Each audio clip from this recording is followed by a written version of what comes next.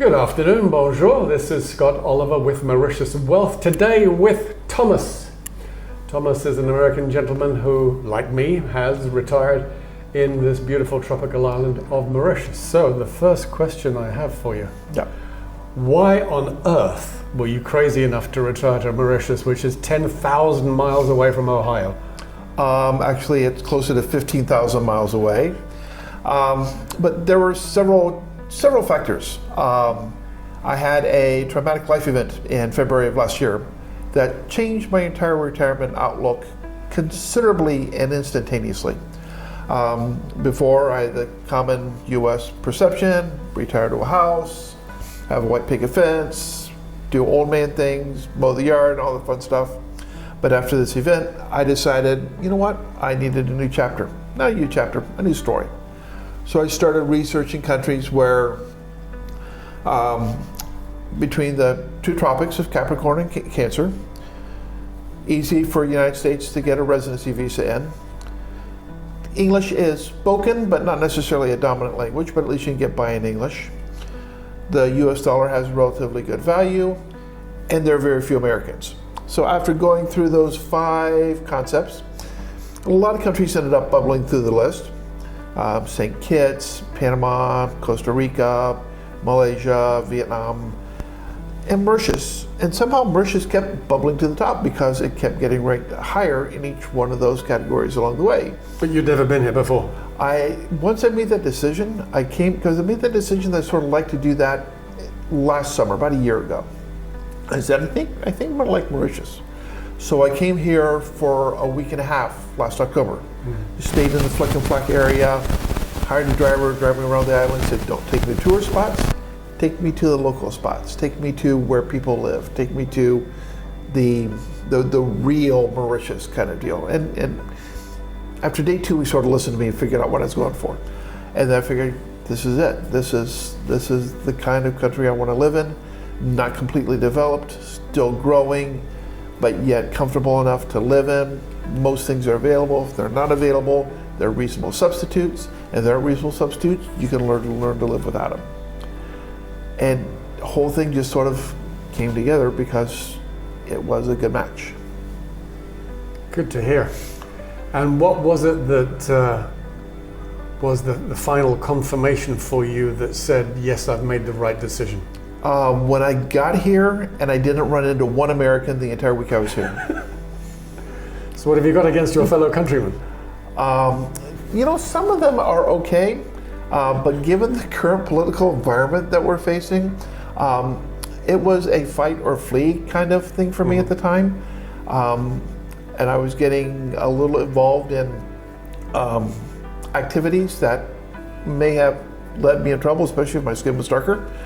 Your what? My skin was darker. Okay. So I decided it was easier to flee than to fight. Okay, well, I don't want to burst your bubble, but you've seen the large U.S. embassy that they're building here in the capital. Yeah. And we're still fighting over the Chagos Islands and everything else. However, but this is still not an American place or American destination. Yeah. It's just too far. Yeah. So the Americans that have come here that I've met have come here for similar reasons, to get as far away from that as we can right now. Well, you mentioned Costa Rica was one country you looked at quickly. I lived there for 20 years. Yeah. And Costa Rica most definitely is way too American. Very gringofied. Way too American. I chose this place for similar reasons. I didn't want to be in a high tourist place or a place that's just full of expats. I'd like to be part, if possible, of the local community. Yeah. And the people seem to have been very welcoming here too. Yes, they are.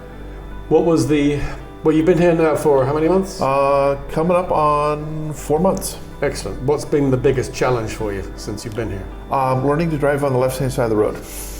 Oh, that's easy. Yeah. For a Brit, it's easy. For an American I learned to drive on the left-hand side of the road in Malaysia because I was 14, 15 there. So learned to drive manual transmission, left-hand side of the road, my parking lot kind of stuff, though no driver's license kind of deal. But then I've been in right-hand drive countries, right-hand side of the road countries ever since then.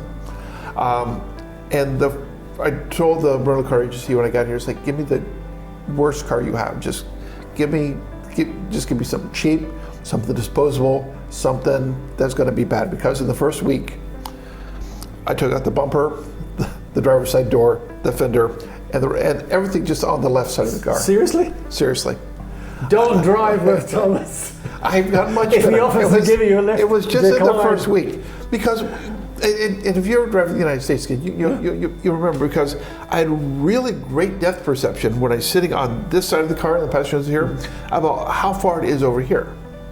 When it's sitting on this side of the car, and I didn't have that perception about how far things were on that side.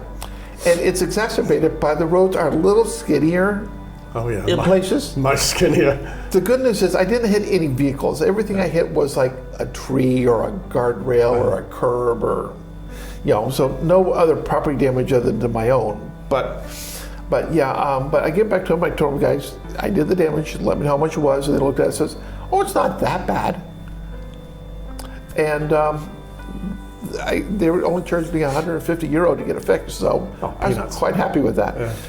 Well, funny enough, I've actually driven on the right-hand side more than the left-hand side, even though I'm British. Yeah. Because in Costa Rica, that's right-hand drive. Yeah. And I lived in Costa Rica for 25 years, and I've only really lived in the UK for 18 years of my life. Yeah. So that's been fun. As far as driving is concerned, British people obviously feel very comfortable because it is the same side of the road. We even have an M1, an M2, an M3, and A roads. Mm-hmm. And do you speak other languages? Je parle un peu de français, and I'm trying to get a little bit more ingrained in it along the way. Okay, so you're smattering of French, and you're learning a little bit more? And trying to learn a little bit more, so I get that handled. Then I might tackle Creole, but I'm going to get the French handled first, because I think once I get the French handled, then the Creole might come easily behind it. What would you say to people who are concerned that they don't speak French and they wouldn't be able to live here? It's not a problem, because actually the locals will look at you and assume you're French, because most of the tourists here are French, and there's still a great amount of French influence on the island. But as soon as you start speaking English, they will hesitate for a second, smile, and start speaking to you in English, because you realize that you're not French, and therefore you may actually be reasonable to work with. I hope nobody from France is watching this. But a lot of people come here assuming they have to speak French. You don't. No. As far as the languages are concerned here, all laws are passed in English. If you go to see an attorney, you go to the bank, you go to healthcare, you see a doctor, they all speak English. So there's no communications problems. The local population typically going to be speaking French or Creole at home, but as Thomas has pointed out, as soon as they find out you speak English, they will typically be speaking English to you, maybe with a slight accent, but you can get by easily speaking English. And with regards to finding an apartment, did you end up buying an apartment here, or did you end up renting? I'm renting, and I choose to rent just because I don't need to invest the capital and deal with all the paperwork involved with a foreigner buying a place. But renting a place was super easy. Got set up with an agent right away.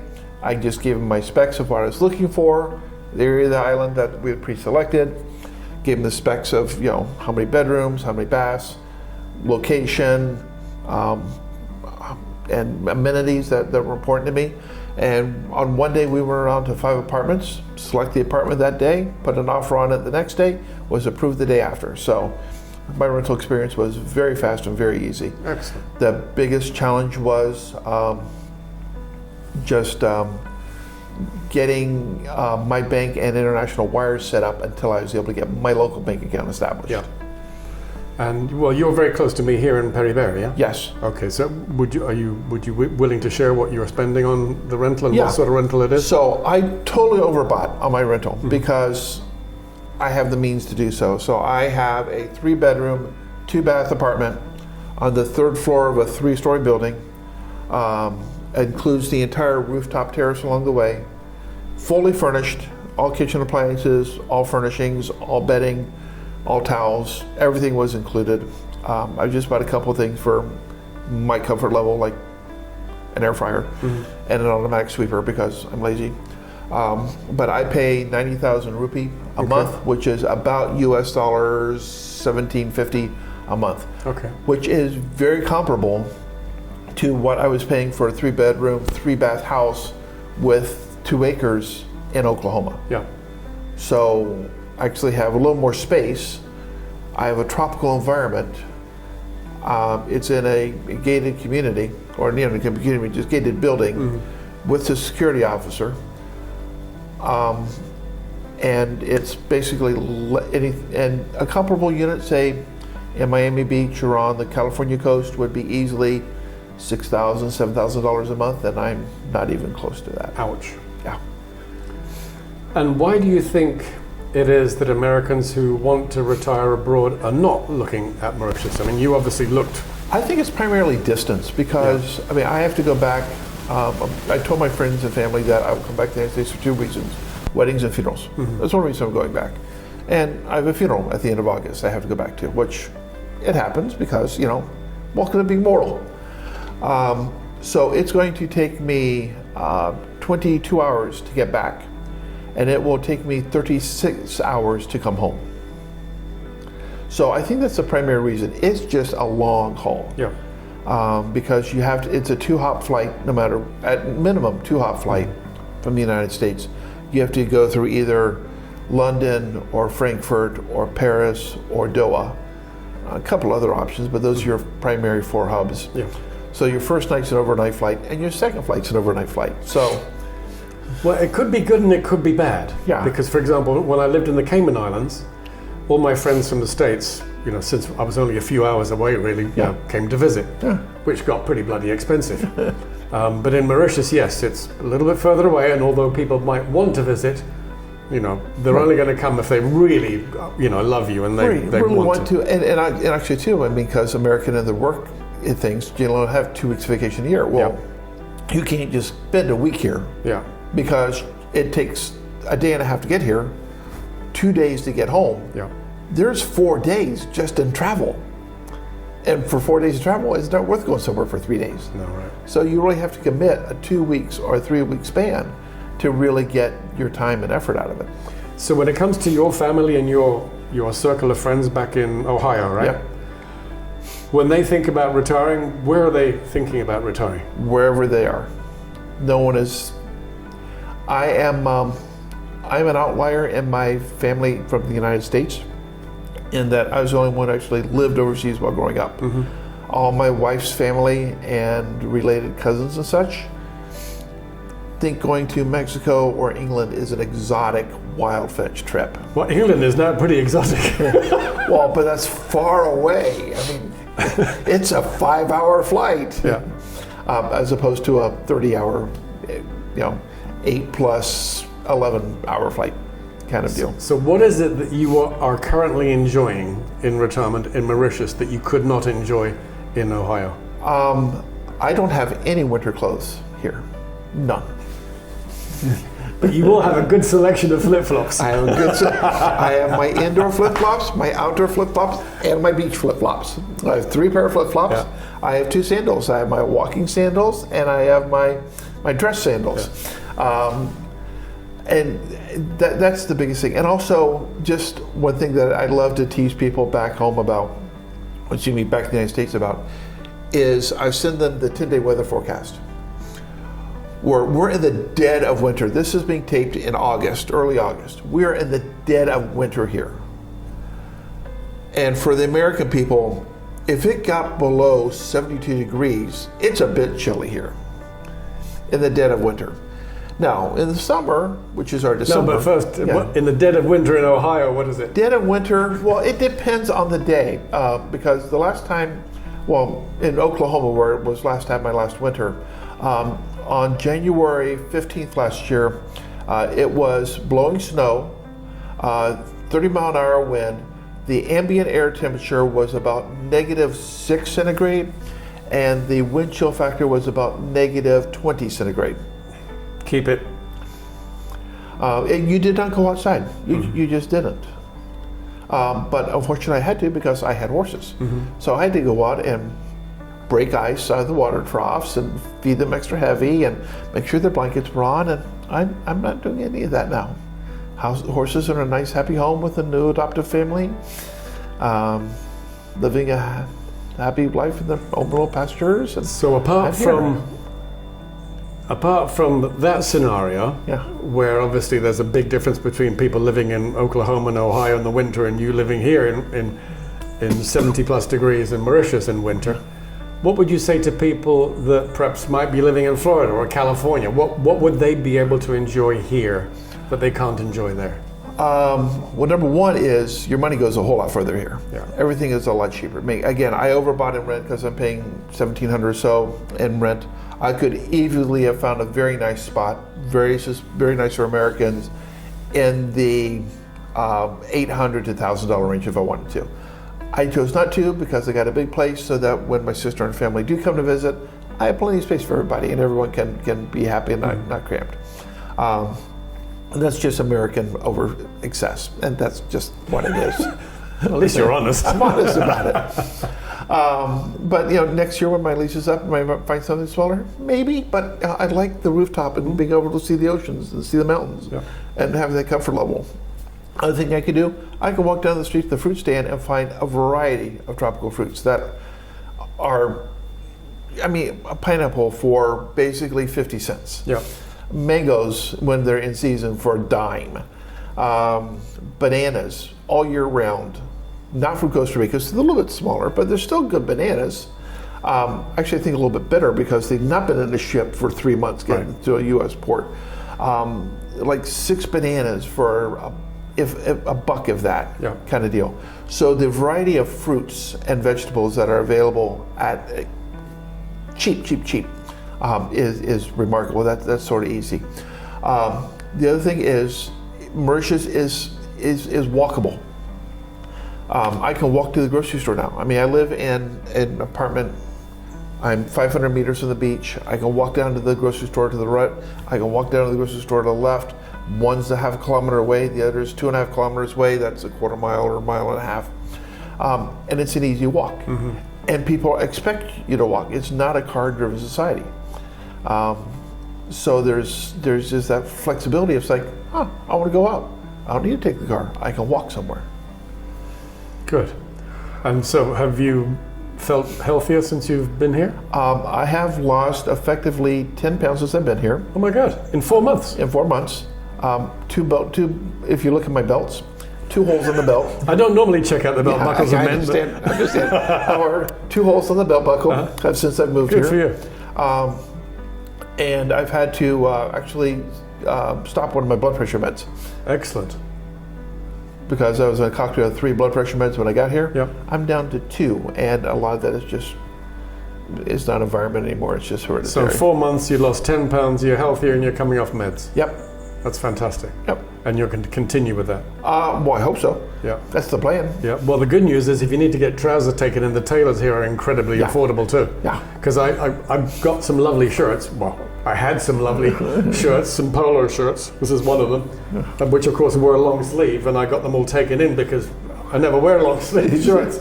So I bastardized like half a dozen polo shirts, but I think he charged me 300 rupees per shirt, which is what, $7? Yeah, $7. So yeah, that's also not even that. Yeah, so that was also very affordable. What has disappointed you so far in the time that you've been here in Mauritius? I really can't say I've been disappointed in much. I think the only thing that I'm frustrated or missing is I can't find local news in English easily. Okay. I have to rely upon the internet on that and a French translation, which computers do great now thanks to Google Translate. So that is a little bit harder to find because I like to stay up on what's happening locally, even with the government kind of deals and what's such. So like watching TV and local TV it's all in French or in Creole, mostly in French. And my French just isn't good enough to pick all that up yet. I'll pick up bits and pieces, but at the speed they talk, I can't follow the whole thing. So that's a little, I would say, frustrating that I just can't follow local events like I would like to along the way. But you have access to Netflix and stuff. We have Netflix. We have full streaming. I got Google Play and all the other Western stuff. One thing I was not disappointed on was Netflix. Is you buy the expensive or the cheap subscription with ads, which means when I see it in the United States, it's like every 5 minutes they'll stop and play an ad. Well, no one buys ads for Netflix in Mauritius. So you can get the cheap plan with ads and watch the whole thing through That's great. without any ads.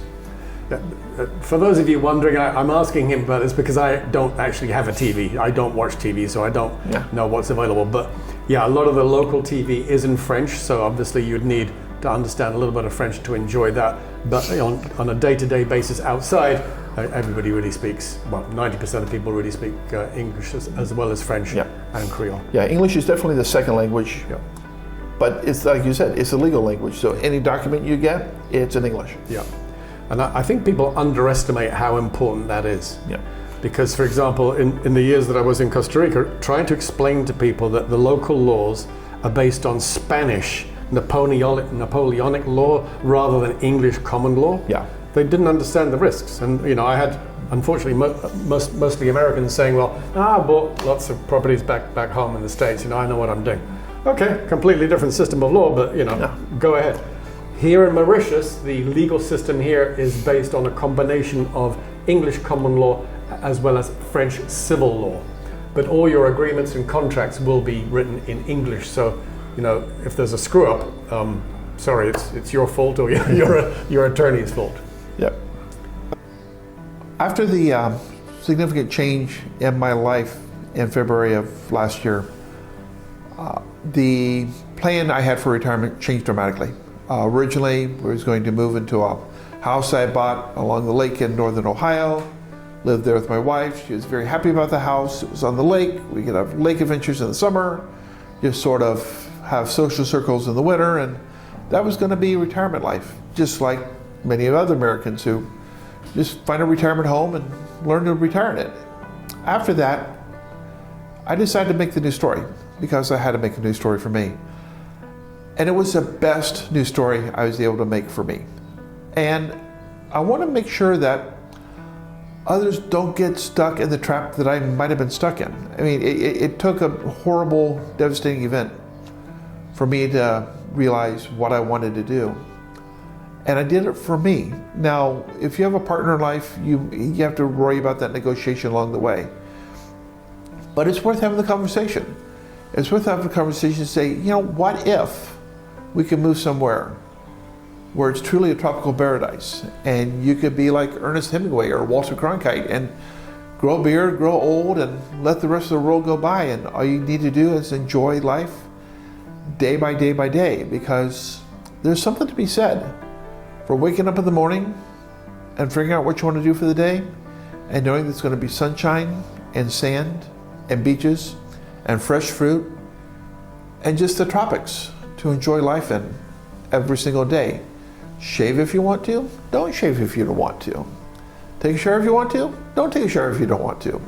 Because when the shower comes, you can go up on the roof and take a shower in the rain. And that just gives you the whole flexibility that you never thought you'd be able to have if you had stuck to the original plan or stuck to what thought you wanted, what everyone expected you to do along the way. I have been able to retire at 62, which for the United States is a little bit early, but it's the first year I was able to collect my Social Security pension from the United States government.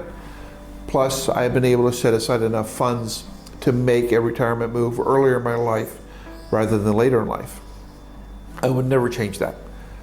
I wanted to retire when I was young enough to enjoy life, where I still have flexibility, where I still had a good amount of health, where I was still mobile, and where I could still enjoy every single day waking up without worrying about my aching knee or my aching back or any of the diseases that happen upon people as they reach their 70s and 80s.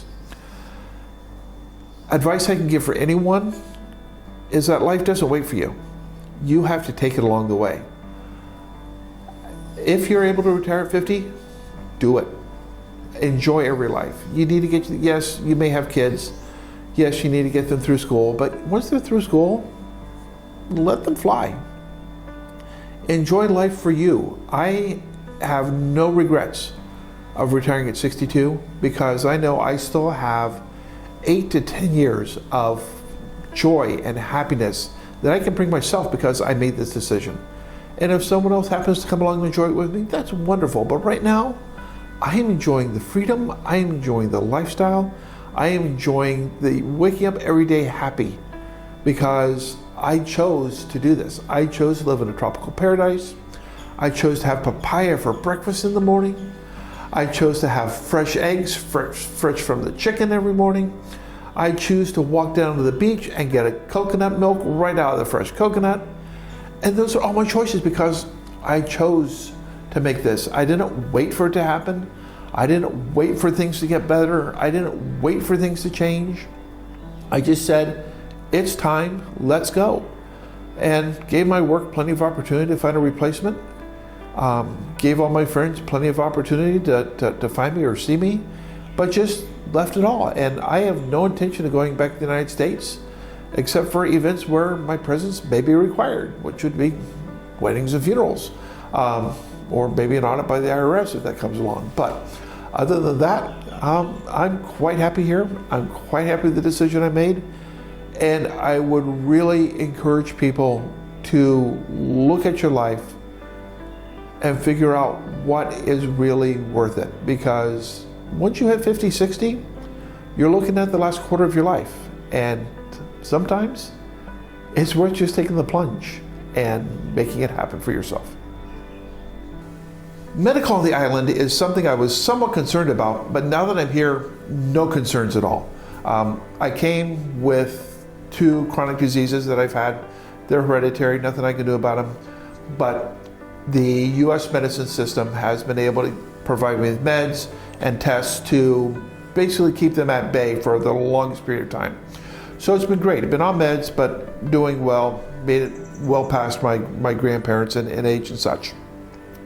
So I was somewhat concerned when I came here, but coming from the United States to a place where there's a dual program of social medicine and private medicine, I was concerned because I just didn't know how it was going to work.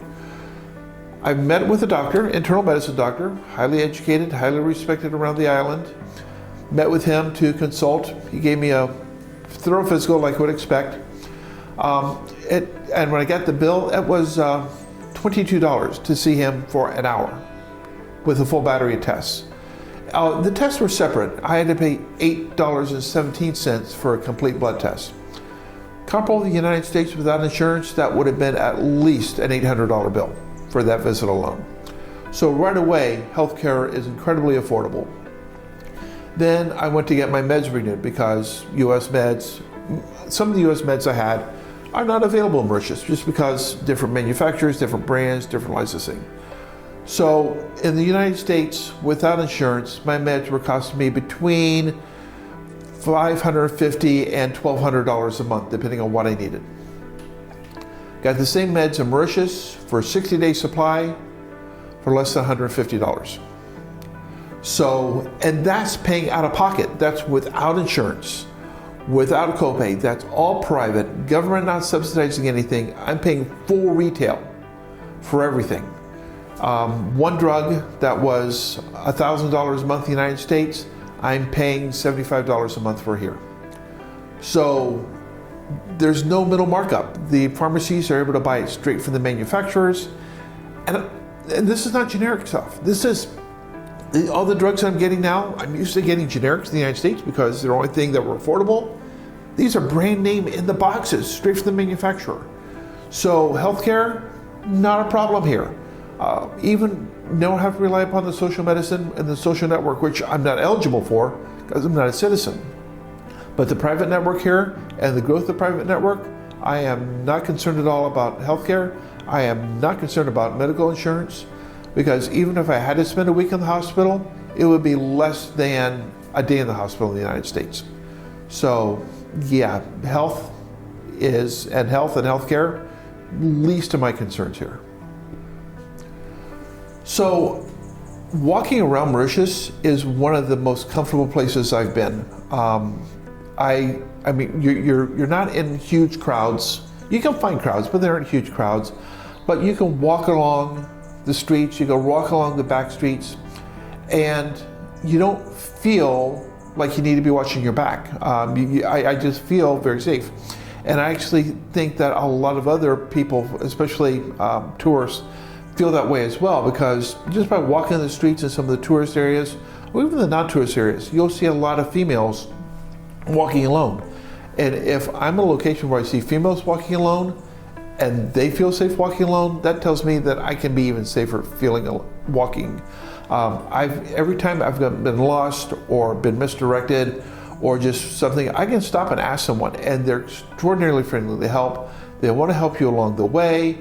You don't, in other countries, if that happens, you get asked for tips. None of that happens here. And the shopkeepers are incredibly honest as well. If they don't try to, there's really, people warn me, it's like, there's going to be the tourist price and there's going to be the local price.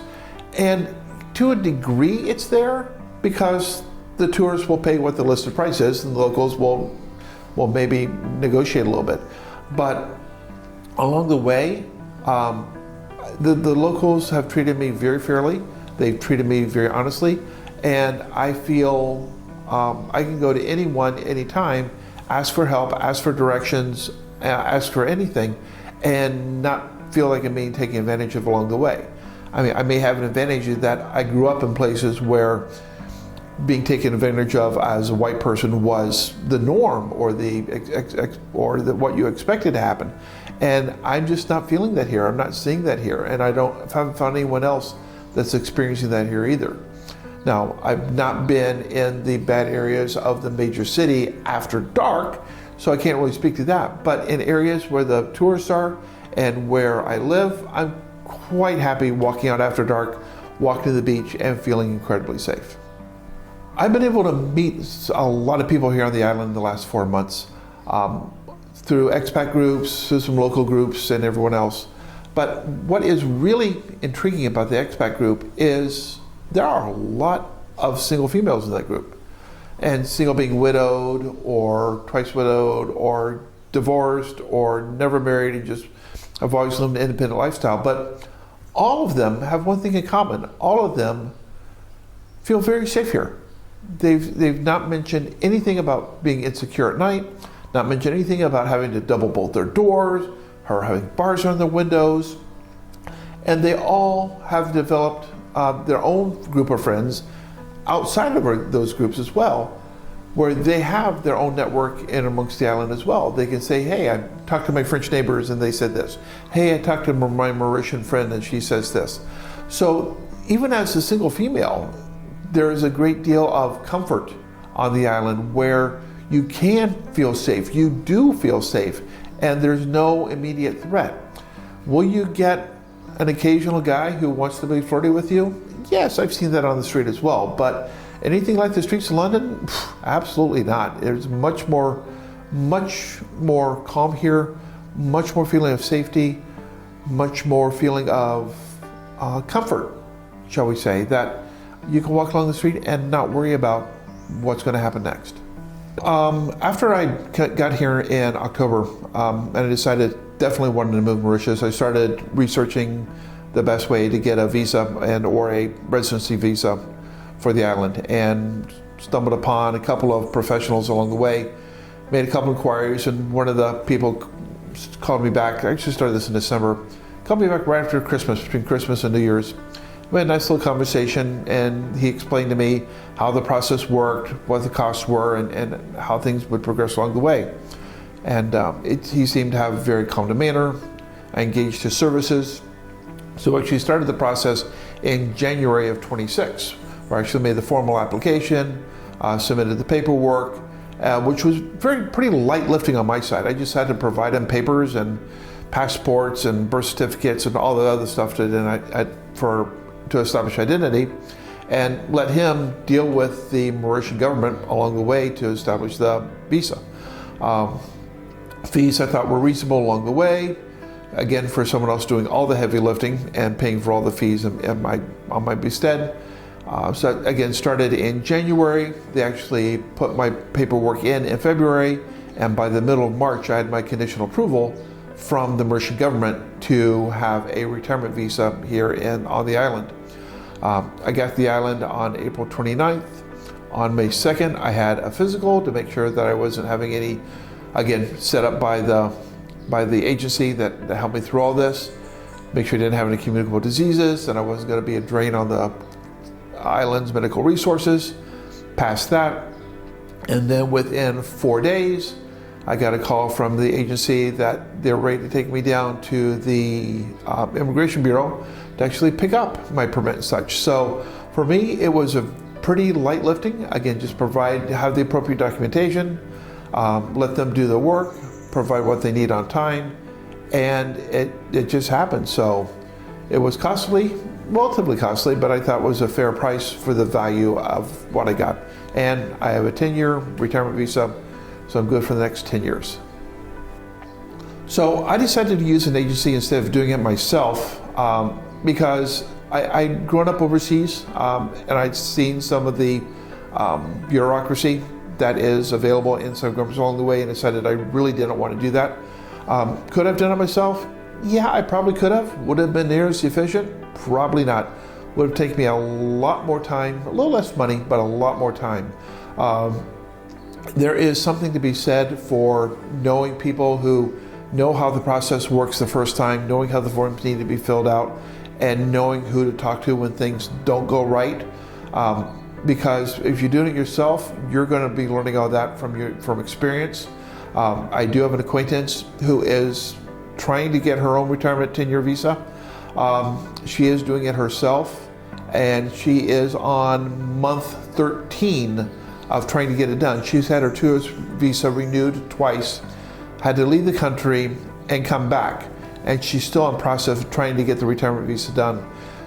And I think a lot of it is just because there's no one pushing for her or being a benefactor for her and the agency along the way, so she just gets shuffled. So can you do it? Yes. Would I recommend it? No. Hire the professionals. You'll just get through the system so much easier and so much faster. In the past hour or so, I've had a very good time here with Thomas. You haven't seen me behind the camera trying not to laugh at some of the things that he said, but there are a few takeaways here that I think are important. Thomas is not an old man, obviously still full of energy at age 66. Yes, he has some health conditions. 62, sorry. I'm 66. At age 62, has some health conditions which, are under control, and obviously he's had very positive experience with healthcare here in Mauritius. I too am unfortunately living with cancer, so I do understand the healthcare here quite well. And to give you a little story about costs, I needed to do a PET SMA scan when I was living in my previous country in Guatemala, and the cheapest place I could get that done was fly to Florida to get the PSMA scan. That was $7,500 for the scan only, plus travel, plus hotels. I got the exact same scan done with top-of-the-line scanning equipment here in Mauritius for $700. So my experience with healthcare here has been phenomenal. For those of you who also might have an interest in alternative therapies, things like ivermectin and mebendazole, febendazole, primarily mebendazole, those drugs here, repurposed drugs, are readily available at remarkably low prices. And finally, you need to make a decision at some point to get up and go. Dreaming is all well and good, but to actually fulfill that dream, you do need to take action. Like Thomas, you do need to make inquiries. And on that topic, if you would like to be put in touch with the exact same professionals that helped both Thomas and myself get our retirement permits, 100% success rate, then obviously contact me. I'll make sure that my contact information is below.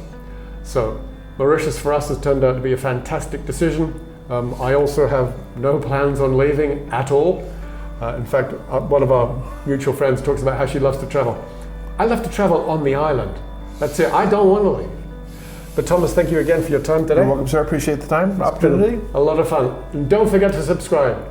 This is Scott Oliver and Thomas saying until next time from Mauritius. Au revoir.